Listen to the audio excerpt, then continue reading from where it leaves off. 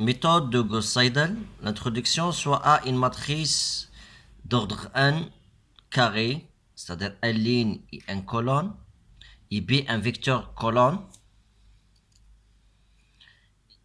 et soit D, E et S, les matrices définies par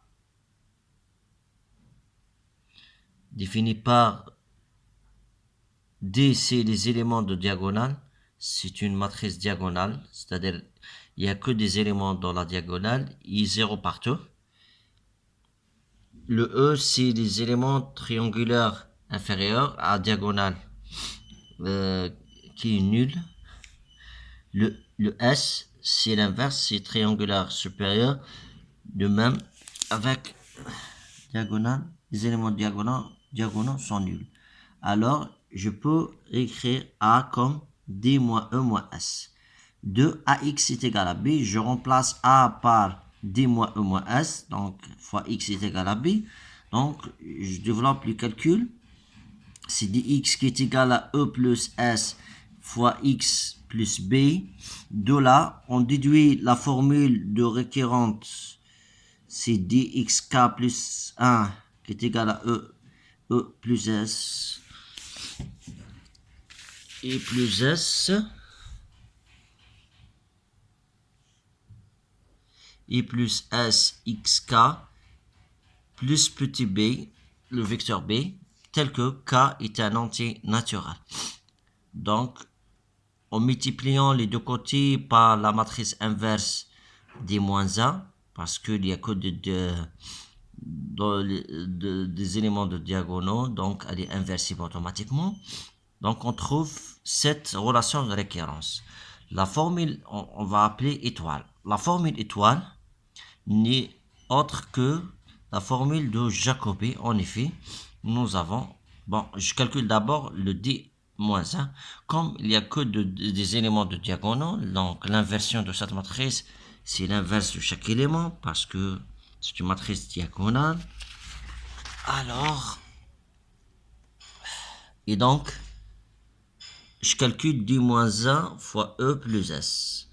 Donc, je développe le calcul, donc, chaque ligne, par exemple, la première ligne, on va multiplier par 1 sur 1, 1, 1. La deuxième ligne par 1 sur A de 2, donc tel que la matrice initiale, c'est E plus S. Donc, je calcule la somme E plus S. Puis, en multipliant l'inverse du premier élément de la matrice D moins 1, etc. De même pour les autres lignes. Alors, je développe les calculs. Donc, ID moins B, c'est l'inverse du premier élément de D fois le B1, l'inverse du deuxième élément de B fois B2, de D fois B2, etc. On trouve ce qu'on appelle bêta, c'est à peu près, c'est équivalent. Ainsi, on obtient l'algorithme de Jacobi, c'est-à-dire ils ont de même forme. Alors, l'algorithme de Gauss-Seidel est notre décomposition de A. On va voir une autre façon de décomposer le système. De même, je remplace A par c'est D moins E moins S fois X qui est égal à B. On garde de le premier côté, c'est D moins E.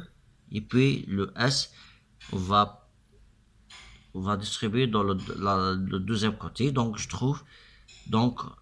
développe les calculs. Donc, on trouve la formule récurrente, c'est D moins E fois xk plus 1, c'est S xk plus B, avec k est un entier naturel.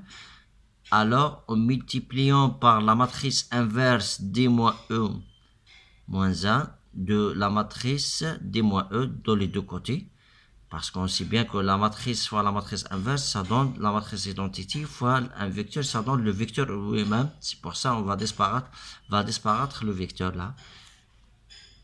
Donc, je trouve exactement c'est xk plus 1, c'est D moins E moins 1 S xk moins D moins E moins 1 B, avec k est un entier naturel. Voilà deux étoiles. En écrivant deux étoiles sur la forme développée, on déduit l'algorithme de Gauss-Seidel. Alors, x0, c'est donné. xi de k plus 1, c'est 1 sur ai fois bi moins aig, xg, xk plus 1 avec g moins inférieur à i. De même forme pour g supérieur à i avec k qui est dans 1. Si vous remarquez, ils ont de même forme de processus de Jacobi parce que si on revient en arrière, c'est xk plus 1, dans le processus de Jacobi, si xk plus 1 est égal à alpha xk plus bêta. Vous pouvez poser celle-là, c'est alpha, et celle-là, c'est bêta.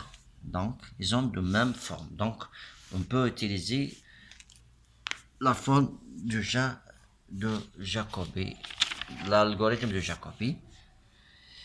Donc, critère d'arrêt dans la méthode de Gauss-Seidel, c'est le même que la méthode de Jacobi. On sait bien que on peut réécrire sur la forme x qui est égal à alpha x plus bêta avec deux façons différentes qu'on a vues. La convergence dans la méthode de Gauss-Seidel, tous les résultats de convergence associés à la méthode de Jacobi restent valables pour la méthode de Gauss-Seidel avec, ça dépend, si on utilise la première procédure, c'est-à-dire la première relation récurrente, donc on a alpha et bêta donnés, ou bien la deuxième, c'est comme vous voulez, donc c'est-à-dire on a deux façons différentes. Donc réduction à la forme commande pour l'itération, afin que les conditions de convergence dans les méthodes de Jacobi et Gauss-Seidel soient satisfaites.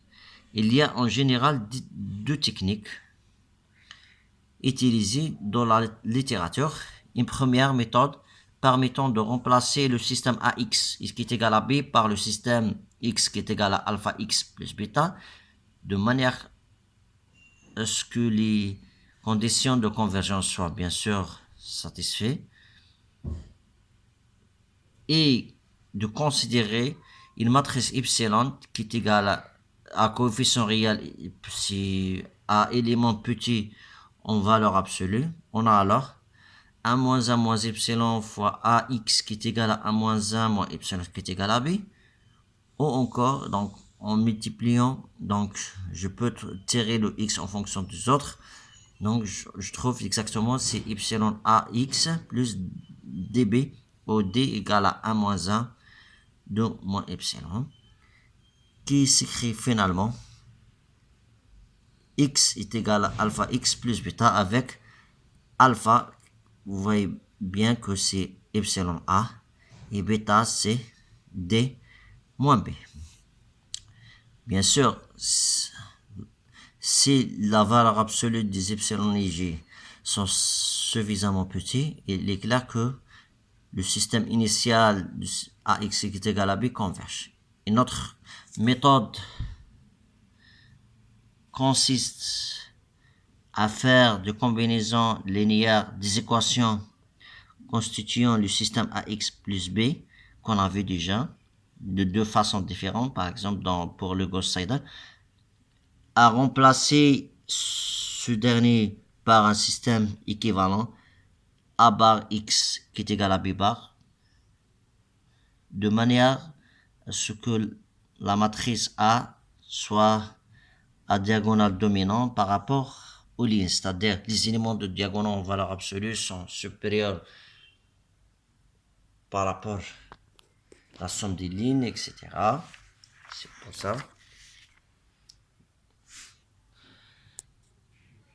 Dans la pratique, on procède de la façon suivante. Dans le système AX est égal à B, on prélève les équations dont l'un des coefficients est supérieur en valeur absolue à la somme des valeurs absolues des autres coefficients de l'équation. C'est-à-dire, je prends par exemple la première équation, par exemple dans le système, donc A1 en valeur absolue, il faut avoir une valeur qui est supérieure à la somme des autres. toutes les équations prélèvent s'inscrivent sur une ligne de nouveau système de façon à ce que le coefficient le plus grand en valeur absolue soit diagonal, donc c'est-à-dire par exemple dans le système réduit, on a la matrice alpha dans le système linéaire A, les éléments de diagonaux en valeur absolue sont supérieurs par rapport aux autres. Les équations restantes et les équations prélevées du système à x est égal à p sont associées en combinaison linéaire, sont linéairement indépendants de sorte que à compléter les lignes vides.